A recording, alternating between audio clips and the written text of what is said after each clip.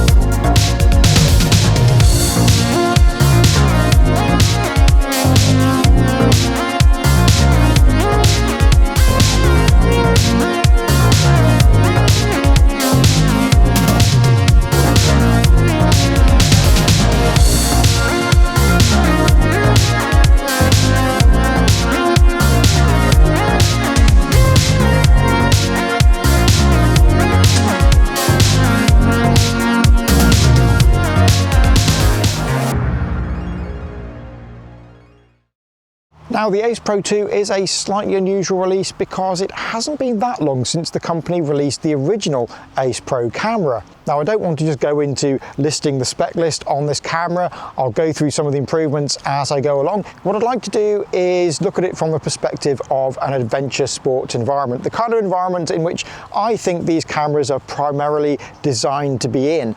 Now, a lot of people are using these cameras for vlogging, and there are a lot of features on them now which make that more possible, such as the flip-up screen on this camera makes it really useful for doing selfie style shots, and that can also be useful in an adventure sports environment as well.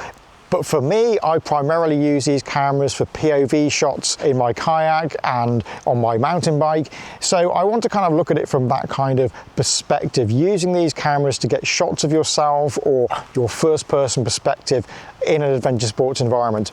Now, first impressions of this camera are really good. Insta360 really seems to have dialed in its design. It looks great, it feels really solid. It is actually the largest and heaviest, I believe, of the current action cameras that are available, but it looks great, it feels really solid. One of the things that you'll notice when you first look at this camera is the built-in windshield that's on the front. It's quite prominent. This is removable. It's not recommended for use in a water sports environment, although I have been and it hasn't caused any problems. I just leave it on the camera. One of the other important changes from the previous camera is that the lens protector is now removable. Now, this is quite important if you're using it in high impact scenarios because they can become damaged and they might need replacing. A little known fact is that the original Ace Pro was intended to have a removable lens cover on it, and the version that they sent to me actually did. It was a pre-production camera, but they changed that because they couldn't guarantee the water sealing on it and the weatherproofing. So in the end, they went with a solid cover. But the new camera, the lens protector is completely replaceable, and that's really nice to see. The lens itself is also much wider. It's a 157-degree angle of view, which is hugely improved over the previous camera. Now, one of my main criticisms of the Ace Pro was that for POV shots, it wasn't as good as the competition. When you're using it on a helmet, or you're using it for mountain biking or other cycling and other sports where you want a first-person perspective, you want a really wide angle of view. You really want to get that immersive wide view. And the Ace Pro wasn't really doing it. This camera, this has completely changed. It is now ready for prime time as far as POV goes, and again, that's really good to see. There are a couple of things with it that I'm going to mention when I talk about the image quality, but yeah, I'm glad that Insta360 has taken on board the criticisms of the original camera, and indeed some of its other cameras, for the slightly narrower POV than its rivals. Now, something else I've found about the camera through use in a water sports environment is something that Insta360 doesn't seem to have listed anywhere on its spec sheet, and that is that it seems to have a hydrophobic coating on the lens protector. Now, I can't be completely sure whether this is the case or not, but I haven't had any problems at all with water droplets hanging around on the front of it. They just seem to roll off. If it's the case that it does have a hydrophobic coating and Insta360 aren't boasting about it, well, they really should, because it seems to work quite well. If it hasn't got a coating on, then there's something magical going on, because as I say, I haven't had any problems with water droplets sticking to this lens, and that in a water sports environment is very, very important. One of the main drawbacks of GoPro's ultra-wide lens mod, despite how amazing it is the fact that in a water sports environment, because of the curvature of the lens, water droplets do tend to hang around on it, which can be quite annoying in the final shot. Another unique feature of the Ace Pro 2 over the other action cameras, particularly when you're using it on a helmet mount, is that it has haptic feedback. So when you press record, it will give you a buzzing effect, and the duration of it changes depending on whether you're starting recording or whether you're ending recording, and you can feel that vibrating through the helmet. And that's a really good feature to have, because in an environment where there's loud water around, in the sea or whatever, you can't always hear the audio sounds coming from these cameras, so having that haptic feedback is a very good touch. It features on Insta360's other cameras as well, but it's something that is unique to the Insta360 cameras, which makes them quite practical for using on a head mount or a body mount system where you might not be able to access the camera or see what it's doing, and you need some kind of feedback as to whether it is recording or not. Now, just as with the other cameras in Insta360's range, the Ace Pro 2 can be charged to around 80% capacity in about 18 minutes. And this is a feature which I think is pretty mandatory on current action cameras. I often find myself forgetting to charge these things up, so being able to charge them up quickly like that is very handy for me. It's good to see it's continuing on this camera. It's something GoPro needs to listen to and needs to put on its cameras, hopefully in the next iteration of the Hero. The Ace Pro 2 isn't quite as fast as the Action 5 Pro, but we're only talking a difference of around 3 minutes, so it's much of a muchness really. Now, battery life on this camera is pretty good. It doesn't reach the dizzying heights of the Action 5 Pro.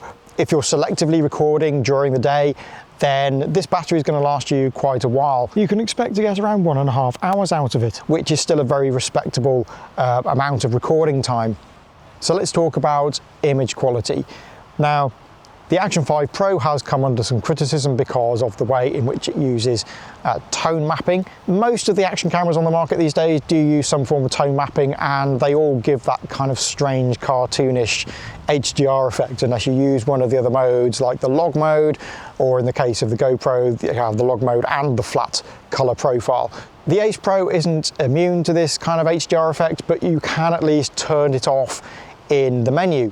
One thing that Insta360 has added to this camera is iLog, which, as the name suggests, is a log mode. Unfortunately, it is only 8-bit color. Now, Insta360 has said in the past that the reason it doesn't put a 10-bit color mode on its cameras is because it doesn't believe its core user base will use it.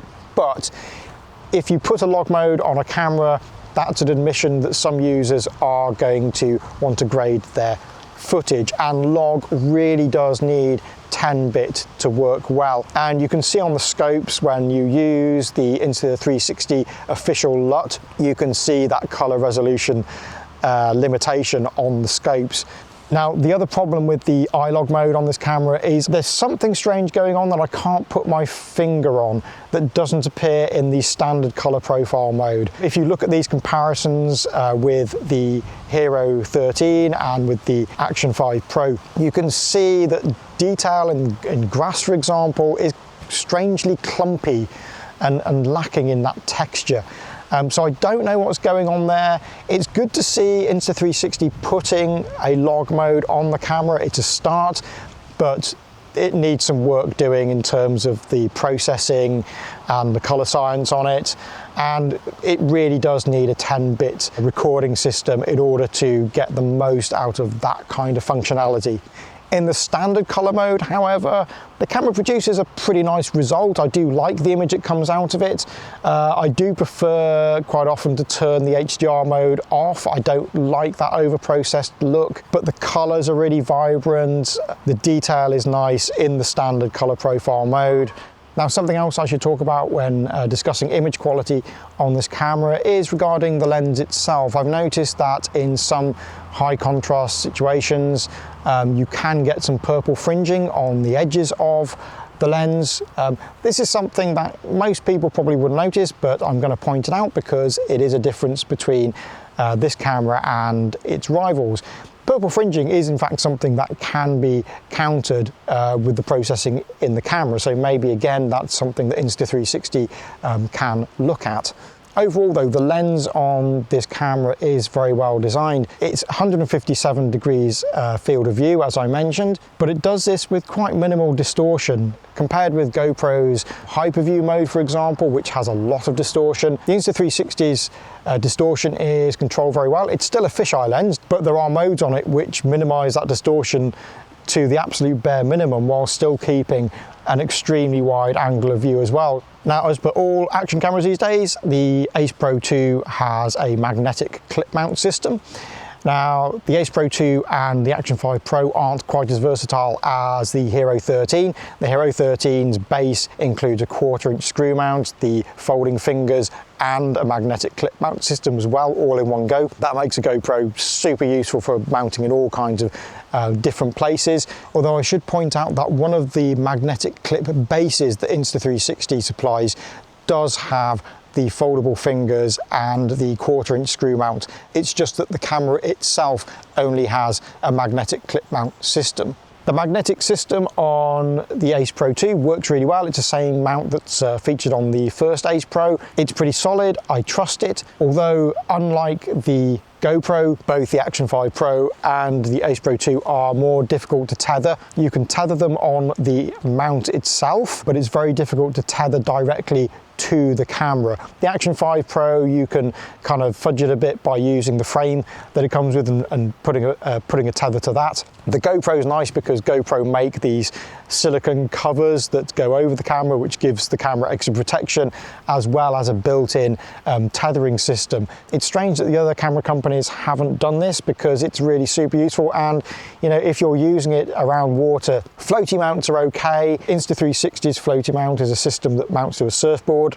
I don't want that on my surfboard, thank you. It's huge, it's big, and it's ugly. And floaty cases that go around these cameras, again, they're useful, they serve a function, but they make the camera big, heavy, and unwieldy. So I usually prefer to tether my cameras rather than using any kind of flotation system. So it would be nice to see Insta360 and indeed DJI making something like a silicone cover that goes over these cameras that has a built-in tethering system. It should be pretty easy to do, and you know, is super useful and gives the camera extra protection as well. Audio on this camera is pretty good. The built-in wind filter does do an okay job. It doesn't filter out all wind, and when you put the camera into the voice focus mode, it will filter out background sounds fairly well. If you listen very closely, you can pick faults with it, but for someone who is casually using it to record audio, it does a pretty good job. Okay, we've got a bit of a breeze at the moment, a little bit of a breeze, and this camera has a built-in, well, a removable wind filter on it. So let's see how that performs. From a purely water sports perspective, something I did notice about this camera is that the touchscreen is super responsive, which is great when you're using it to change settings on the camera. It's a really solid interface. It's probably one of the best interfaces on the action camera market. But if you're using this camera in a water sports environment, please do remember to put the screen into lock mode because it is really sensitive to water droplets falling on it. I went surfing. I say I went surfing. I didn't attempt at surfing. I'm not really a surfer. I attempted surfing and I forgot to put the screen into lock mode. And the net result was that the camera was putting itself into all sorts of weird and wonderful modes. For example, it put itself into the pure video, night video mode while I was surfing during the daytime.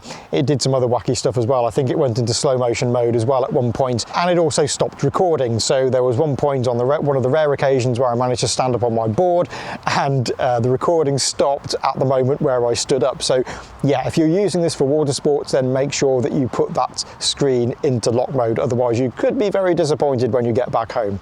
Now, as I say in all my videos, whether this is the camera for you depends on your main use for it and how you use the camera. I'm finding it very difficult at the moment to choose between which one is the absolute best. The Action 5 Pro by far has the best battery life. It also has a really great image in log mode. The GoPro Hero 13 still produces one of the best images on the market, particularly if you're using it in the flat mode or GP log. So it's very, very hard to distinguish which camera is the absolute best one. I don't think you can say which is the absolute best action camera. What I can say is that the Ace Pro does a really nice job overall as an action camera. It has a lot of options on it. It has a great image quality if you're using it in the standard color profile, as I mentioned earlier.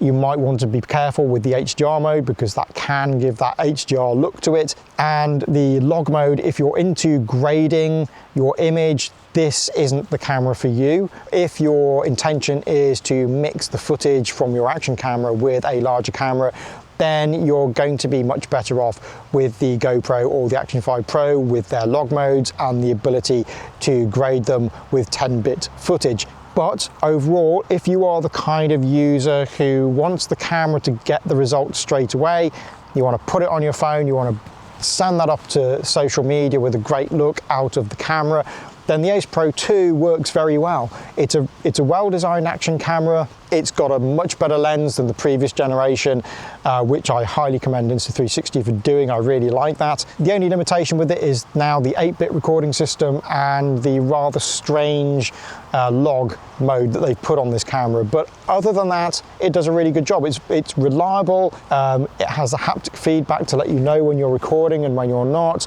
It has a very clear front screen, which although you can't display video on it, it gives you a very clear overview of the settings that you're using. And the built-in windscreen is also a nice thing to have on it. So if you're the kind of user who isn't into grading, you just want a good colourful result straight out of the camera and you're uploading to social media, this is a camera which will do pretty much everything you need it to do in an action camera. So I think Insta360 has done a very good job here. It is becoming increasingly difficult for me to choose which camera I would want to take out with me because they are getting so close in capabilities. But I do really like what Insta360 is doing here. So yes, the Ace Pro 2 is worthy of your consideration with the caveats that I mentioned.